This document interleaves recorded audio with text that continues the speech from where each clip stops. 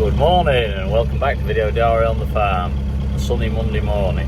Well, end of last week, the rest of the maize was cut at Melton, and land's been worked up with the SLD, with Derek, ready to drill it. It was drying a bit, as you'll see a bit later on in the video, and the plan was to drill it today. But unfortunately we had was it 8 to 9 millimetre of rain overnight, so that's scuppered the plans up for now. But hopefully it's given a settled week, so later on we shall get it drilled. All been well, the last 40 acres. As you can see, I'm sat in the digger. Ditch maintenance is still ongoing, and yeah, a few other jobs from winter ploughing, which we might have a look at this week, maybe next week. But yeah, anyway, I'm going to show you some rape. In the comments of last week's video, somebody had asked how the rape's doing after I showed the wheat. So I thought we'll have a look at this field. All the rape of ours, it's doing reasonably well. And this field, it looks well. This is after the mushroom compost was applied and the rape drilled straight into it. As you can see, a bit of yellowing. That's on the buckwheat.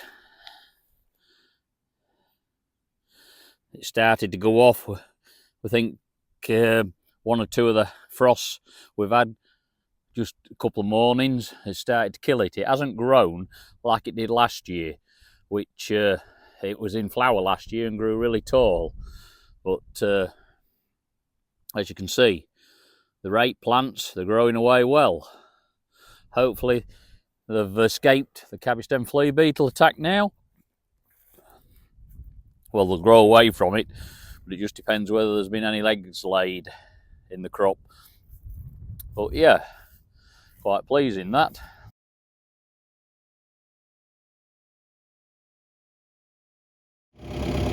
Yeah, we're doing this ditch out, we do it out yearly. It's okay, it's not a very deep one, but some water flow on it, and as you can see, you're getting all that cress in it. Well, this ditch is a really important one because it takes water from around the sheds and a pipe what goes under the shed, and it really sends some water down in winter, so it's really important that we keep this one flowing well. So yeah, that's what I'm on with at the minute. Another hour or so, I'll go through it. To live viewers on previous videos, we had a bit of damage to the shed during harvest. We had a runaway van come in and hit it.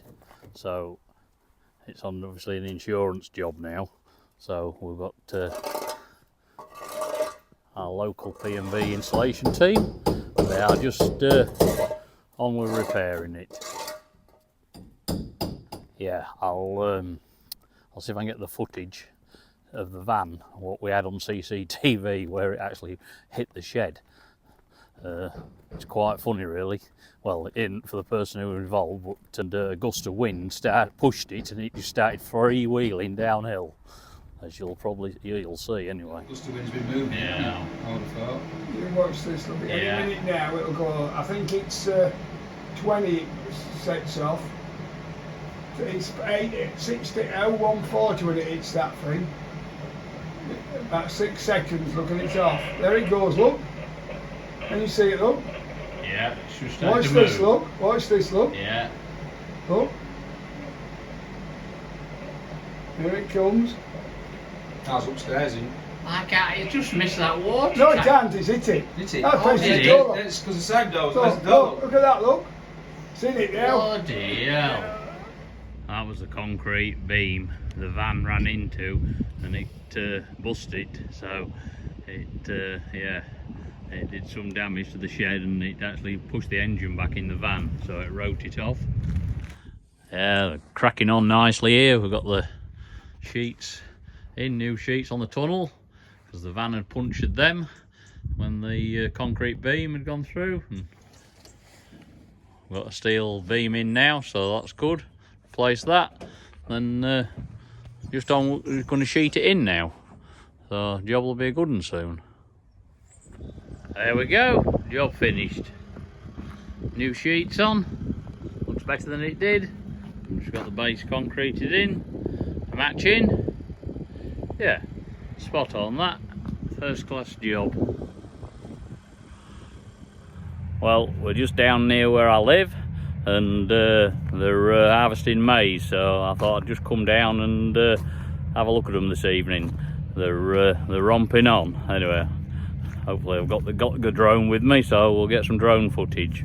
But yeah, they're not long clearing the field or two. You can see them opening up here. Got two trailers behind the forage harvester, so when one gets full he switches across, there we go, into the other one. All that precision, that is, into a T.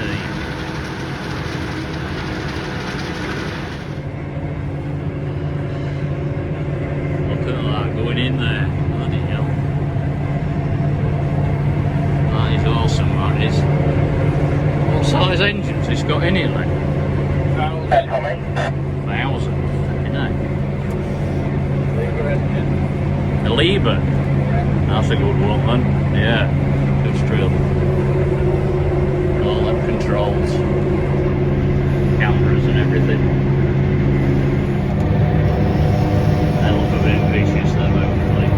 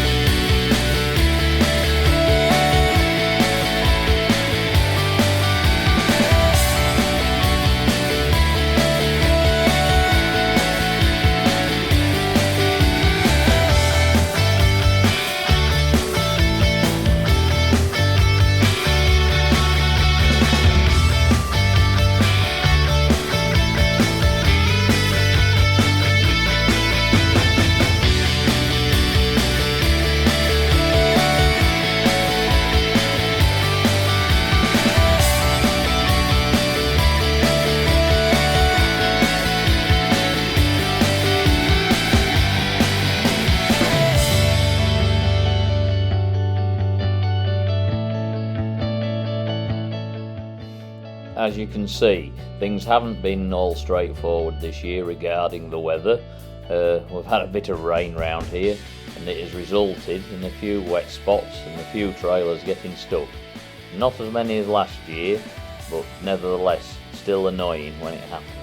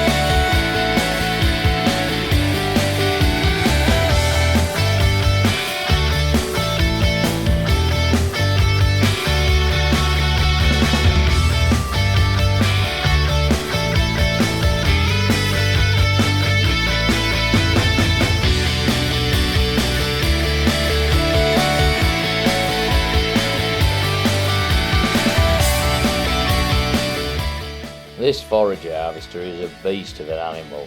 It's taking 18 rows at a time, and is utilising all that 1,000 horsepower to chop the maize into small bits to go to the AD plant. It's an absolute animal. I mean, look at the speed he's motoring along at.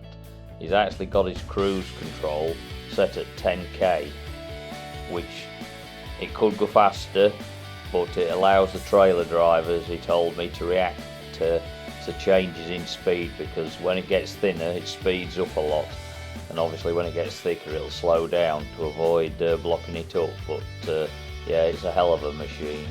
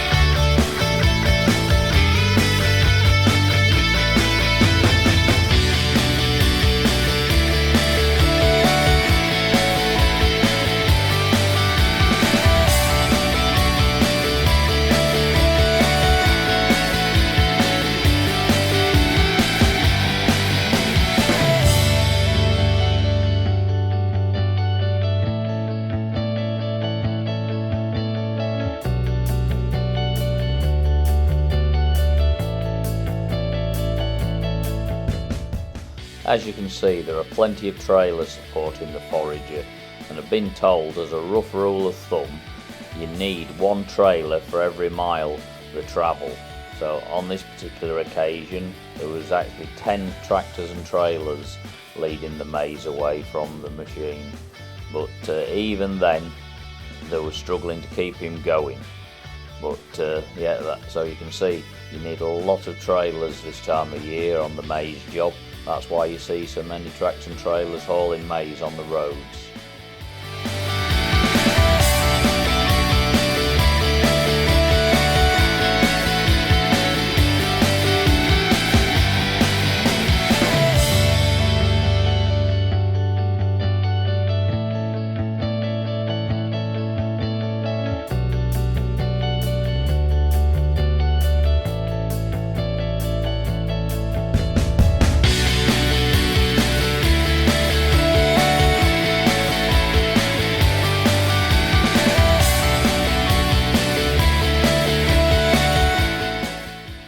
I was hoping to get him changing trailers on the move, where he sets his spout to go over the full one into the emptying one following alongside, but yeah, he made it through to the end, so I didn't actually get any video of that, but it's more than capable of shooting it across from one trailer to the other.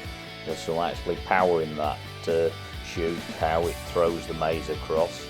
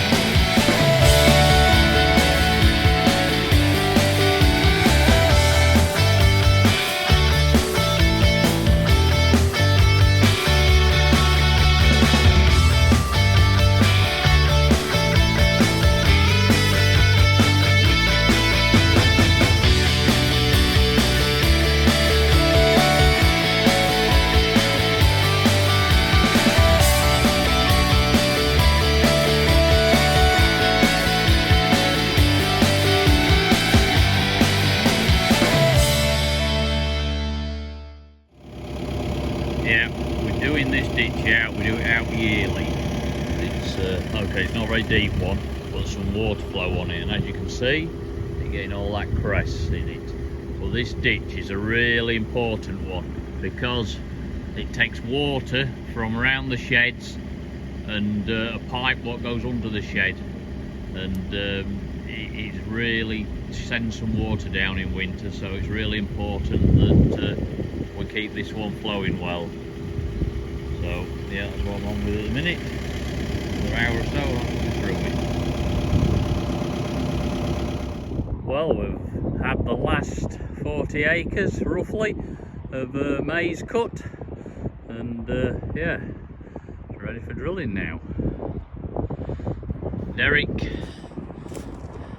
SLD'd it to loosen it all up. It looks in good condition. So yeah, this is at Melton, like the other maize was. So yeah, all being well, it'll be getting drilled. This is the other small field, what was maize, what they cut as well. It's mainly sandy, but there's just a little bit of stickiness on this hilltop here. But yeah, a day or two knocking, and yeah, it'll drill well, that will, like the other one will.